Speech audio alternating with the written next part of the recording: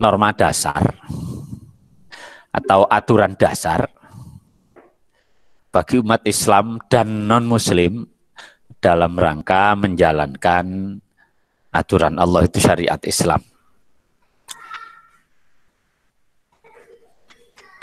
Nah, syariat Islam ini tumbuh, kembang, sebagaimana tumbuhnya budaya manusia.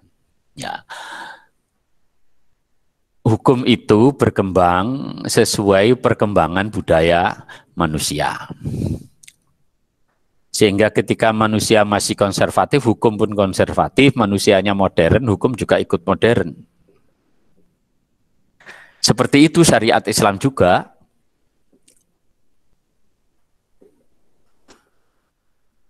Nah, bukankah sumber syariat itu adalah Al-Quran dan hadis? Ya. Tapi Al-Quran dan hadis itu sendiri juga menunjukkan bahwa aturan Islam itu juga dinamis. Aturan Islam itu tumbuh. Aturan Islam itu tegas dan tumbuh sebagaimana tumbuhnya budaya manusia. Kenapa mesti begitu? Karena bagaimanapun syariat Islam seketat apapun suatu aturan, tentulah diterapkan harus sesuai dengan kemampuan manusia. Harus sesuai dengan kemampuan manusia. Adalah tidak berguna kalau ada satu syariat diterapkan tanpa mengindahkan kemampuan manusia dalam menjalankannya. Artinya dengan kata lain, setiap aturan yang ada di dalam syariat Islam itu selalu memperhatikan, selalu mengindahkan kemampuan manusia. Syariat tidak akan menerapkan aturan yang mana manusia tidak mampu melakukannya.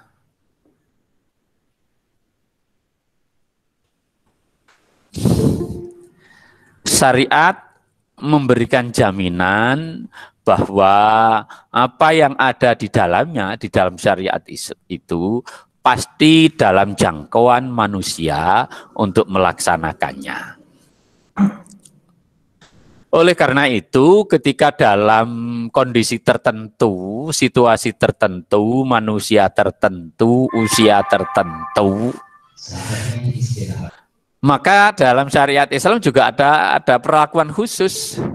Contohnya, ketika ada orang bepergian, maka berlaku aturan untuk orang bepergian.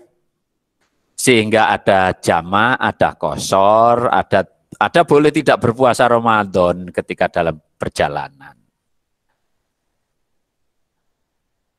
Ketika orang sakit, maka ada perlakuan khusus, bisa jadi orang cukup tayamum dalam wudunya, diganti dengan tayamum. Atau mungkin sholat yang seharusnya bergerak, ada berdiri, ada duduk, bisa jadi sholat itu cuman berbaring, atau bahkan telentang, atau bahkan cuman dengan isyarat kedipan mata. Maka ada juga anak-anak yang boleh sholat dengan guyon sekalipun. Karena memang pada usia itu, ya segitu itu kemampuannya. Dan syariat Islam memang menerapkan aturannya sesuai kemampuan. Karena didasarkan pada kemampuan itulah, maka syariat Islam juga tumbuh sebagaimana tumbuhnya budaya manusia.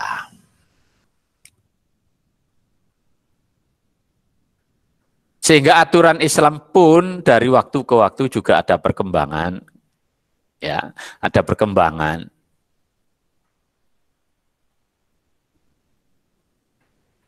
Dalam cara manusia menanggapi situasi itu juga karena memang juga ada perkembangan, maka syariat Islam pun juga ikut berkembang. Sehingga Al-Quran dan hadis itu, karena syariat yang tumbuh itu tidak cukuplah kemudian dipahami secara harfiah, untuk kemudian diterapkan kepada manusia. Itu tidak cukup. Tidak cukuplah ketika misalnya di dalam Al-Quran itu ada ayat as-sariqu was-sariqatu faqta'u aydiyahuma jazaa'am bima kasaba nakalam minallah. Pencuri laki-laki dan pencuri perempuan. Faqta'u aydiyahuma, maka potonglah tangan mereka jazaa'am bima kasaba, sebagai balasan atas apa yang mereka perbuat, nakalam minallah, yang setimpal dari Allah.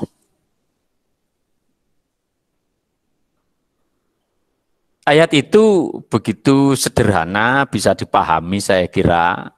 Pencuri laki-laki dan perempuan, potonglah tangan mereka sebagai balasan setimpal dari Allah.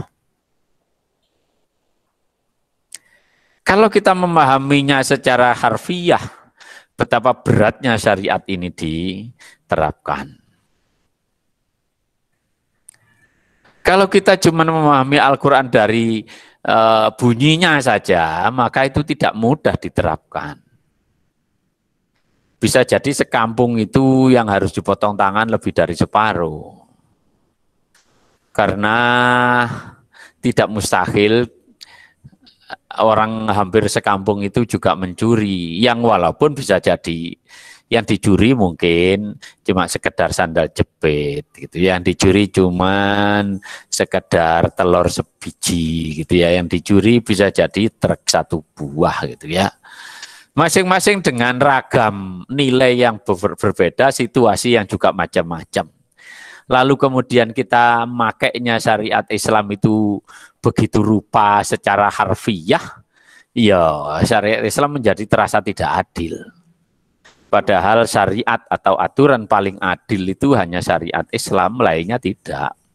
Hanya syariat Islam paling adil, dan ketika diterapkan ayat kayak tadi itu menjadi masalah. Itu yang salah bukan ayatnya, yang bodoh adalah orangnya. Sehingga karena itu memahami syariat tidak cukup hanya bermodalkan ayat Al-Quran dengan terjemahannya. Apalagi kalau cuma terjemahan kemenak. Apalagi kalau maknani dewe berdasarkan kamus gitu misalnya. Maka itu tidaklah cukup memahami syariat seperti itu. Karena apa? Karena Al-Quran itu hanya 6.236. Tidak banyak. 6.236. Pun itu yang merupakan ayat ahkam, ayat syariat, cuma 220. Ya, 220, hanya sekitar 3% atau 2,5%.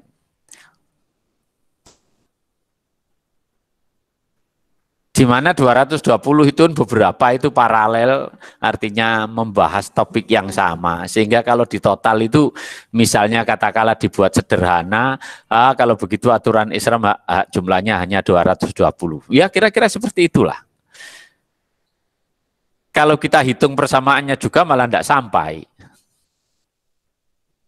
Sementara budaya manusia yang memerlukan syariat itu jumlahnya kalau dihitung aturannya itu jumlahnya ribuan. Sehingga memahami Al-Quran itu tidak cukup hanya terjemahannya.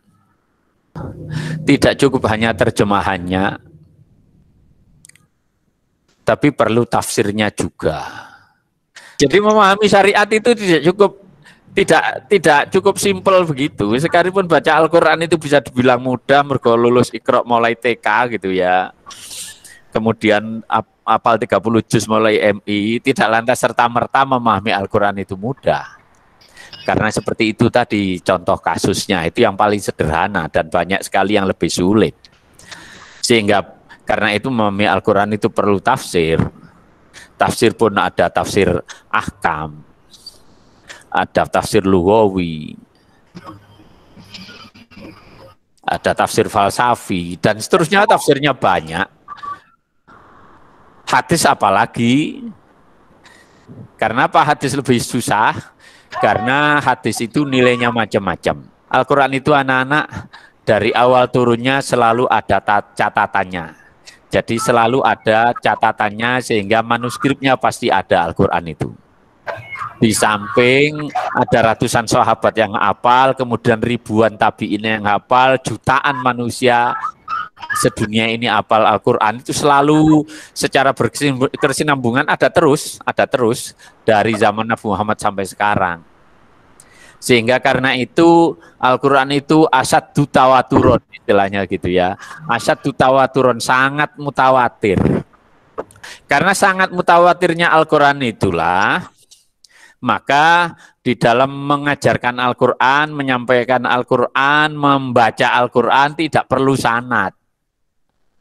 Kenapa tidak perlu sanad? Karena melalui cara manapun Al-Quran mesti ono sanate. Bedanya bisa jadi pembacanya itu mayoritas gak apal sanad ngajinya itu. Kita kan rata-rata ngaji gurune sopo wes, guru dari gurune sopo itu ndak tahu, guru dari guru apalagi sampai ke atas ndak tahu. Tapi dijamin asal maca Qur'anmu bener itu mesti nyampe kepada Rasulullah. Itu Al-Qur'an, mutawatir banget. Yang sudah jelas seperti itu, sudah jelas segitu itu saja memahami Al-Qur'annya perlu ilmu yang sangat banyak. Apalagi hadis, di mana hadis itu di awalnya tidak boleh ditulis sama Nabi. Jadi hadis Nabi itu tidak boleh ditulis. Sampai Khulafa' Rasyidin habis itu tidak pernah ditulis hadis Rasul itu, bahkan hadis Rasul itu ditulis di abad kedua Hijrah. Maka bisa dibayangkan hadis itu diriwayatkan hanya dari mulut ke mulut tanpa catatan selama 100 tahun lebih, bahkan sampai 200 tahun. Kita bisa bayangkan kalau ada cerita hanya disampaikan dari mulut ke mulut, itu nanti hasilnya kira-kira beragam enggak? Kadang-kadang hasilnya malah terbalik-balik. Itu hanya mungkin di antara teman kita cerita, satunya lagi cerita, sampai 3 lapis. Maka hampir pasti cerita itu bisa jadi berkurang banyak atau mungkin malah bertambah sangat banyak. Maka hadis pun lebih kurang akan seperti itu problemnya. Sehingga karena itulah hadis itu kemudian diriwayatkan oleh banyak sahabat, banyak tabi'in karena mereka sangat gemar dengan apa yang disampaikan Rasulullah kepada mereka untuk diajarkan oleh mereka kepada kita semua. Mereka senang sekali. Sehingga jumlah hadis itu banyak sekali, kendati pun tidak pernah ditulis. Riwayatnya itu banyak sekali. Sumbernya juga banyak sekali, maka problemnya adalah satu orang dengan yang lain tentu bercerita, berhadis, omong-omong sama orang lain tentang Nabi, tentang kata-kata Nabi, tentang perbuatan Nabi, tentu akan beragam sesuai kepentingan satu. Baik kepentingan yang mendengar atau kepentingan yang berbicara. Yang kedua, sesuai situasi dan kondisi. Situasi dan kondisi dalam arti seseorang cerita tentang A misalnya, karena kondisinya orang lagi emosi, tentu kalimat A itu dimodifikasi sedemikian rupa agar agar mendapat perhatian dan sebagainya. Yang ketiga, daya ingat, itu yang paling penting. Daya ingat penceritanya itu kan macam-macam, ada yang ingatannya kuat banget, ada yang setengah kuat, ada yang tidak punya ingatan sama sekali tapi senang cerita. Maka di sana adalah kemudian hadis hasan, hadis sahih, hadis dhaif. Yang tertinggi itu sahih ya, hadis sahih, hadis hasan, hadis dhaif. Kenapa ada hadis dhaif? Hadis dhaif pun sebenarnya dari Nabi, bedanya bisa jadi cerita itu atau hadis itu kurang akurat karena ada di antara rawi itu yang hafalannya kurang baik. Ada di antara rawi itu yang perangainya selengean. Itu semua menjadikan hadis itu dhaif. Tapi betapapun hadis itu adalah dari Nabi. Karena dari Nabi, sejelek-jeleknya sesuatu yang bersumber dari Nabi tentu adalah teladan. Bahkan lebih baik ketimbang apa yang tidak datang dari Nabi, itu pasti. Secara syariat seperti itu, sehingga sedhaif apapun hadis, maka tidak pada tempatnya lalu kita mengabaikan hadis dhaif. Sekalipun di dalam menentukan hukum syariat, kita tidak boleh menggunakan hadis dhaif. Di dalam menerapkan ketentuan syariat Islam, kita tidak boleh berdalil dengan hadis dhaif. Dalilnya kudu hadis sahih atau hadis hasan. Lalu hadis dhaif untuk apa diperhatikan dan ditulis, diriwayatkan dan kita perhatikan, kita hargai, kita gunakan? Ya, hadis dhaif itu berguna ketika terkait dengan fadhailul a'mal, terkait dengan fadilah-fadilah perbuatan, bahwa puasa Syawal 6 hari itu ditambah Ramadan sama halnya dengan puasa tak 1 tahun. Nah itu sekalipun dhaif tidak masalah. Bahwa orang bersalawat kepada Nabi pahalanya itu 10 kali lipat.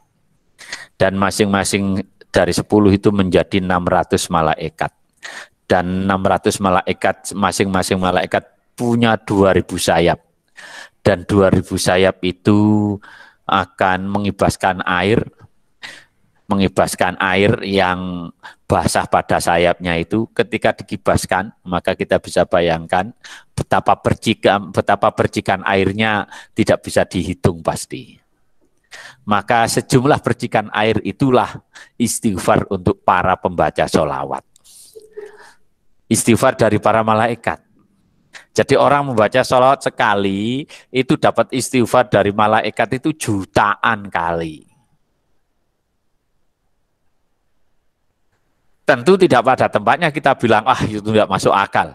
Ya kalau kita bilang tidak masuk akal, ya memang tidak dapat beneran. Kalau kita bilang, sudahlah itu Allah yang mentakdirkan beres, dan siapa tahu memang dapat ampunan sampai jutaan kali. Dosa kita yang cuma ratusan ribu barangkali semoga bisa diampuni dengan sholawat sekali. Apalagi sholawatnya sampai ribuan kali. Nah, contoh seperti itulah misalnya hadis dhaif. Yang walaupun dhaif, tetap ia punya nilai yang sangat luar biasa kalau kita amalkan.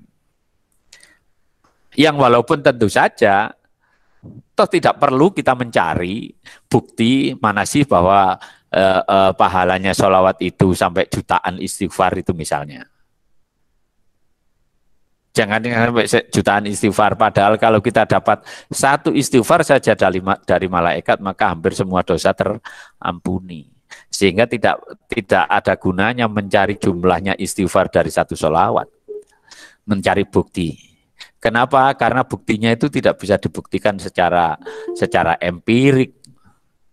Itu buktinya harus secara teologis ya, harus iman. Iman ya beres, gak iman ya wis.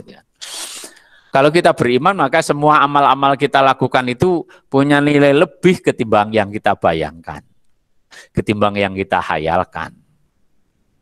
Oke, itu hadis dhaif. Maka hadis itu yang datang dari Rasul kepada kita itu tidak seluruhnya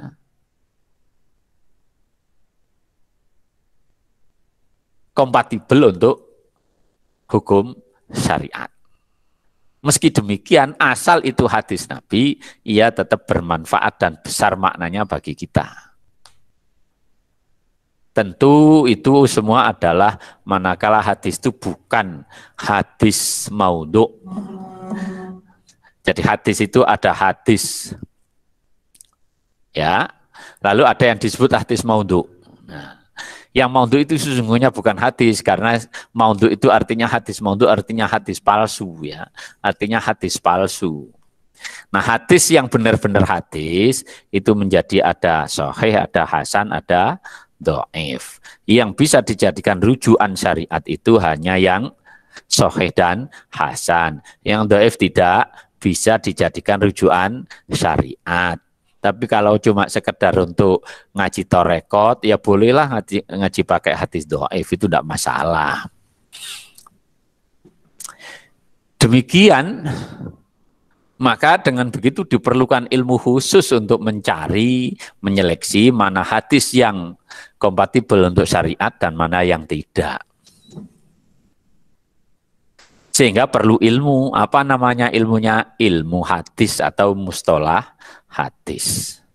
Itu hanya dari sisi hadisnya aja, belum lagi dari sisi isinya yang terkait dengan syariat.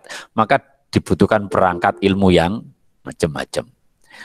Untuk memahami itu semua, ada tafsir, ada ilmu hadis, ada ilmu tafsir, dan lain-lain yang seluruhnya adalah dalam rangka memahami Al-Quran dan hadis. Sehingga ada juga ijma dalam rangka juga meneguhkan pemahaman tentang Al-Quran dan hadis. Ada juga qiyas. Untuk semua itu maka kita memerlukan ilmu usul fikih. Itulah diantaranya kenapa kita mesti belajar usul fikih. Sehingga pelajaran ini akan berguna sampai kapanpun kalian perlu, kalian dalam hidup itu perlu ilmu usul fikih ini. Terkhusus lagi mereka yang misalnya nanti kuliah di Fakultas Syariah pasti butuh itu. Bahkan di fakultas agama yang lain ilmu usul fikih ini akan berguna.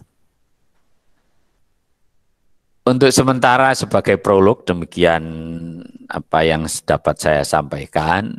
Semoga kita semua segera dijauhkan Allah dari wabah corona. Segera bisa balik ke pondok. Karena saya lihat di layar ini kalian mulai jemu itu di rumah ya. Mulai jemu di rumah, mulai jenuh, pengen balik ke pondok. Walaupun ketika di pondok pengen juga sering pulang gitu ya. Tapi rasa-rasanya seenak-enaknya di rumah masih enak di pondok. Kenapa? Karena kalau di rumah toh kalian juga tidak boleh berteman sama siapa-siapa, paling berteman sama WA. Kalau di pondok kan bisa cengkrama sama teman-temanmu. Kira-kira seperti itu, belum lagi makna belajar bersama itu akan lebih mudah dicapai dengan berangkat ke pondok. Subhanakallahumma bihamdika asyhadu an la ilaha illa anta astaghfiruka wa atubu ilaik.